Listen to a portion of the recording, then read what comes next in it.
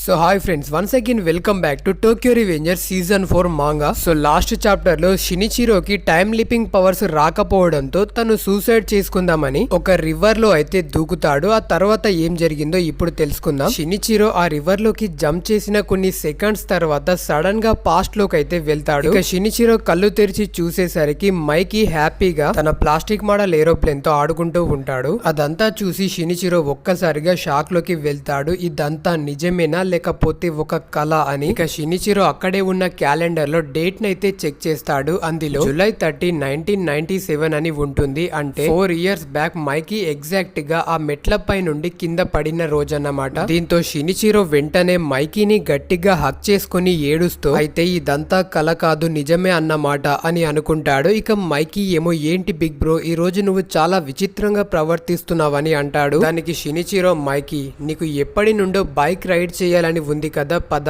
ఈ రోజు నేర్పిస్తా అని చెప్పి మైకీకి బైక్ రైడ్ చేయడం అయితే నేర్పిస్తూ ఉంటాడు. ఇక షినిచిరో ఏమో తనలో తను నేను నిజంగానే టైం లిప్ చేశాను, ఈసారి మైకీని ఎలాగైనా కాపాడతాను అని అనుకొని కాసేపు అయ్యాక తన మొబైల్లో టైం చెక్ చేస్తాడు. అప్పుడు 3:30 PM అయితే అవుతుంది. అంటే ఒరిజినల్ టైం లైన్ లో ఈ పాటికి మైకీ ఆ మెట్లపై నుండి కింద పడిపోయి హాస్పిటల్లో జాయిన్ అయ్యి అయితే ఉంటాడు. ఇక షినిచిరో ఫైనల్ గా నేను పాస్ట్ ని చేంజ్ చేశాను, నేను ఇప్పుడు మైకీని సేవ్ చేశాను అని చెప్పి వాళ్ళ ఇంటికైతే రీచ్ అవుతారు. ఇక షినిచిరో చాలా వేగంగా పరిగెత్తుకుంటూ వెళ్లి ఏమా అండ్ తన గ్రాండ్ పాని చూసి ఏడుస్తూ ఉంటాడు. ఎందుకంటే ఒరిజినల్ టైం లైన్ లో తన గ్రాండ్ పా చనిపోయి ఉంటాడు. ఇక ఏమా ఏమో ఇంట్లో నుంచి వెళ్లిపోతుంది. ఇక షినిచిరో వాళ్ళతో ఈ రోజు నుండి నేను మీకు ఇంటి పని అండ్ వంట పనిలో హెల్ప్ చేస్తానని చెప్పి ఆ ఇల్లు మొత్తాన్ని కూడా క్లీన్ చేస్తూ ఉంటాడు. అప్పుడు సడన్ గా షిన్ కి బయట నుండి ఏవో అరుపులు వినిపిస్తూ ఉంటాయి. దీంతో షిన్ అదేంటని చూసేసరికి మైకి తన డార్క్ ఇంపల్స్ తో హరిచియోని బాగా కొడతాడు. సో మైకి హరిచియోని ఎందుకు కొట్టాడో మీ అందరికి గుర్తుంది కదా. సెంజు మైకి ప్లాస్టిక్ మోడల్ ఏరోప్లేన్ ని విరగ్గొట్టి హరిచియో పేరు అయితే చెప్తుంది. దీంతో మైకి హరిచియోని అయితే కొడుతూ ఉంటాడనమాట. ఇక ఇదంతా ఎండ్ అయ్యాక షిన్ మైకీని మీట్ అయ్యి అసలు ఇలా ఎందుకు చేసావని అడుగుతాడు. దానికి మైకి చాలా సాడ్ గా అసలు ఆ టైంలో నాకేం జరిగిందో నాకే అర్థం కావట్లేదు బిగ్ బ్రో, నేను అసలు అలా ఎందుకు చేశానో నాకే అర్థం కావట్లేదు, ఐఎమ్ సారీ షిన్ అని అంటాడు. దానికి షిన్ తనలో తను నువ్వు కాదు మైకి,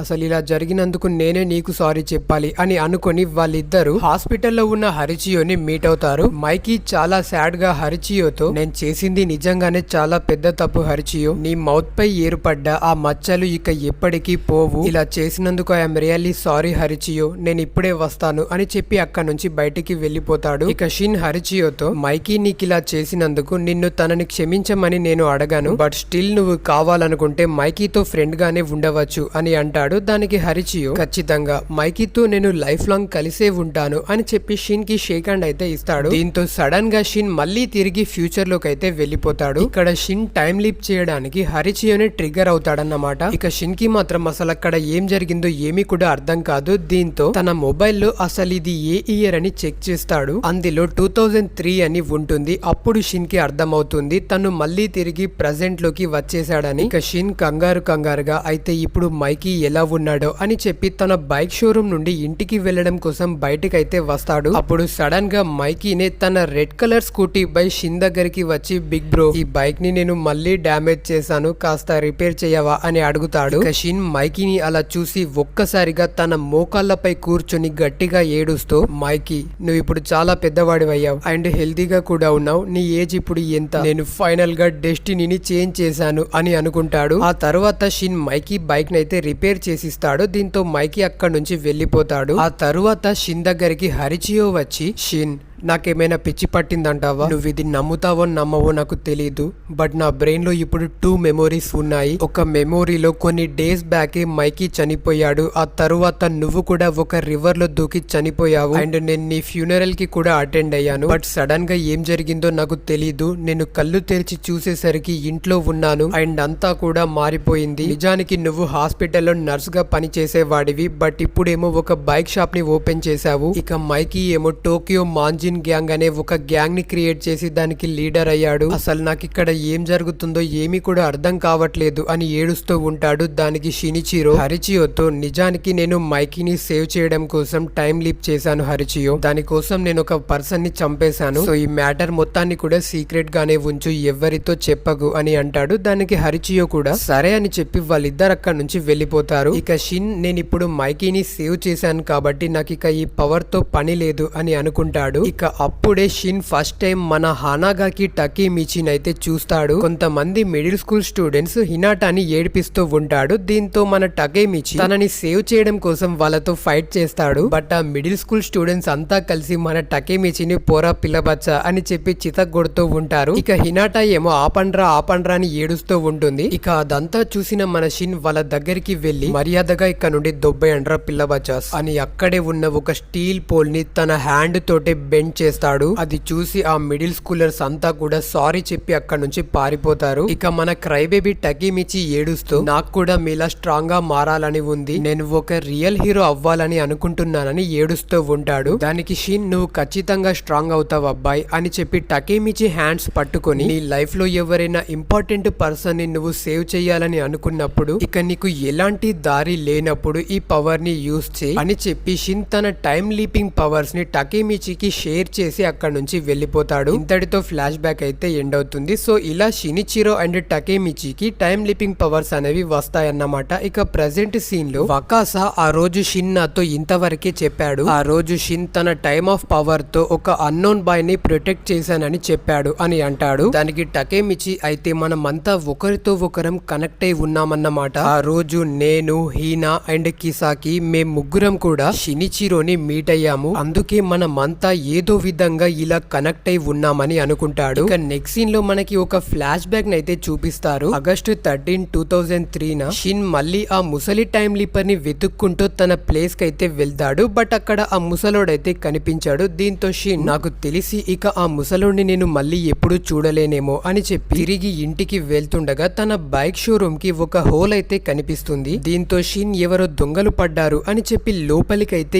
ఎంటర్ అవుతాడు. అప్పుడు షిన్ కి అక్కడ బాజీ అయితే కనిపిస్తాడు. అండ్ అప్పుడే సడన్ గా కజుటోరా ఒక ఐరన్ రాడ్ తో వెనకాల నుండి ఫేస్ చూడకుండానే షిన్ యొక్క హెడ్ పైన హిట్ చేస్తాడు. దీంతో షిన్ అయితే కింద పడిపోతాడు. సో ఇక్కడ షినిచిరో ఆ ఓల్డ్ టైం లీపర్ ని ఎలా అయితే ఒక ఐరన్ రాడ్ తో హిట్ చేసి చంపేశాడో, సేమ్ అదే విధంగా కజుటోరా కూడా షినిచిరోని హిట్ చేస్తాడు. ఇక షినిచిరో చనిపోయే ముందు ఆ ఓల్డ్ టైం లీపర్ చెప్పిన మాటలన్నీ గుర్తు తెచ్చుకొని, కర్మ అంటే ఇదేనేమో అని చెప్పి షినిచిరో చనిపోతాడు. సో ఇక్కడ షినిచిరో చనిపోవడానికి రీజన్ ఆ టైం లీపర్ యొక్క శాపమే. ఇంతటితో ఫ్లాష్ బ్యాక్ ఎండ్ అవుతుంది. ఇక ప్రజెంట్ సీన్ లో మైకి, ఆ రోజు షిన్ తన పవర్స్ ని నీకు ట్రాన్స్ఫర్ చేసిన కొన్ని రోజులకే చనిపోయాడు. ఇక షినిచిరో ఆ టైం లీపర్ ని చంపడం వల్ల పుట్టిన ఆ శాపమే ఇప్పుడు నాలో ఉన్న ఈ డార్క్ ఇంపల్స్. ఈ శాపం తనతో పాటు ఉన్న వాళ్ళందరి పైన కూడా ఎఫెక్ట్ అనేది చూపిస్తుంది. ఇది కజుటోరా పై కూడా ఎఫెక్ట్ చూపించి ఉంటుంది. ఇక నాలో ఉన్న ఈ డార్క్ ఇంపల్స్ నా హార్ట్ ని పూర్తిగా తినేస్తూ చాలా పవర్ఫుల్ గా మారింది. ఇప్పుడు ఇక నేను దాన్ని ఏమాత్రం కంట్రోల్ చేయలేను. అందుకనే నాకిక వేరే దారి లేక నా ఫ్రెండ్స్ అందరినీ కూడా నేను దూరం పెట్టాను. ఇక నా వల్ల కావట్లేదు,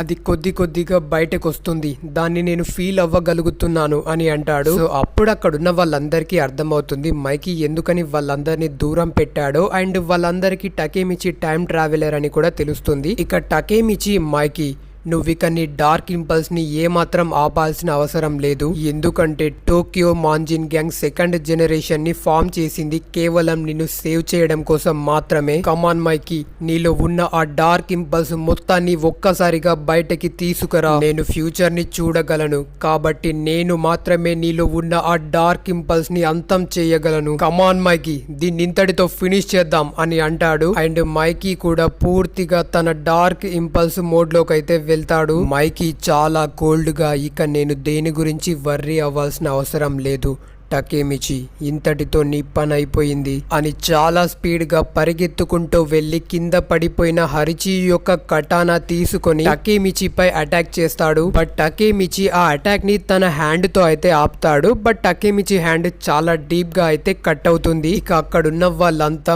మైకి తన లైఫ్ లో ఇదే ఫస్ట్ టైం అనుకుంటా ఇలా ఒక వెపన్ ని యూజ్ చేయడం అని అనుకుంటారు. ఇక హరిచియు టకేమిచితో, టకేమిచి మైకిలో ఉన్న ఆ డార్క్ ఇంపల్స్ ని సెపరేట్ చేయడం చేయడం ఎవ్వరి వల్ల కాదు. ఎందుకంటే షినిచిరో, డ్రాకెన్, బాజీ, ఏమా వీళ్ళంతా కూడా మైకీని తన డార్క్ ఇంపల్స్ నుంచి సేవ్ చేద్దామని ట్రై చేశారు. బట్ చివరికి వాళ్ళంతా కూడా చనిపోయారు. ఎందుకంటే ఆ శాపం అలాంటిది. ఇక నువ్వు కూడా ఇప్పుడు చనిపోతావు టకేమిచి అని అంటాడు. అంతే మైకీ తన కటానాతో టకేమిచి బాడీలో అయితే పొడుస్తాడు. బట్ మన టకేమిచి ఒక స్మైల్ తో మైకీని హక్ చేసుకుని నేనెప్పటికీ ఓడిపోను మాంజీరో, నీలో ఉన్న ఆ డార్క్ ఇంపల్స్ ని నేను అంతం చేస్తాను. ఇక నువ్వేదైనా పిచ్చి పిచ్చి పనులు చేస్తే వాటిని నేనే కదా మళ్ళీ సరిదిద్దాలి. ఎందుకంటే మన ఇద్దరం లైఫ్ లాంగ్ ఫ్రెండ్స్ కదా మైకీ కున్ అని అంటాడు. ఫ్రెండ్స్ అన్న మాట వినగానే మైకీలో నుంచి తన డార్క్ ఇంపల్స్ అయితే వెళ్ళిపోతుంది. ఇక టకేమిచి మైకీ కున్ నీ హ్యాండ్ ఇవ్వు, ఇప్పుడు నువ్వే కదా ట్రిగర్ వి, నేను ఇదంతా మళ్ళీ మళ్ళీ మళ్ళీ నిన్ను సేవ్ చేసేంత వరకు నేను వదిలిపెట్టాను. నీతో పాటు మిగిలిన వాళ్ళంతా కూడా మళ్ళీ హ్యాపీగా ఉండేంత వరకు నేను దీన్ని వదిలిపెట్టను అని చెప్పి ఫైనల్ గా మన టకేమిచి అయితే చనిపోతాడు. దీంతో అక్కడున్న వాళ్ళంతా ఒక్కసారిగా ఏడవడం అయితే స్టార్ట్ చేస్తారు. అండ్ ఇంతటితో ఈ చాప్టర్ అయితే ఎండ్ అవుతుంది. So guys, Tokyo revenger series అనేది అఫీషియల్ గా మన నెక్స్ట్ వీడియోతో అయితే ఎండ్ అవ్వబోతుంది. జస్ట్ ఒక 3 చాప్టర్స్ మాత్రమే మిగిలి ఉన్నాయి. సో ఈ ఎండింగ్ ని మాత్రం ఎవ్వరు కూడా మిస్ అవ్వకండి. సో గైస్, నాదొక చిన్న రిక్వెస్ట్ ఏంటంటే, సో టోక్యో రివెంజర్స్ ఫ్యాన్స్ కి ఎవరికైనా తెలియని వాళ్ళకు ఉంటే మన వీడియోస్ అయితే వాళ్ళకి షేర్ చేయడం మర్చిపోకండి, ఓకేనా? అండ్ ఎవరైనా ఇంతవరకు మన ఛానల్ ని సబ్స్క్రైబ్ చేసి ఉండకపోతే దయచేసి సబ్స్క్రైబ్ చేసుకొని కిందున్న బెల్ ఐకాన్ ని ఆన్ లో ఉంచుకోండి. సో హోప్ మీ అందరికీ కూడా ఈ వీడియో నచ్చిందని అనుకుంటున్నాను. So thanks for watching, take care, bye bye.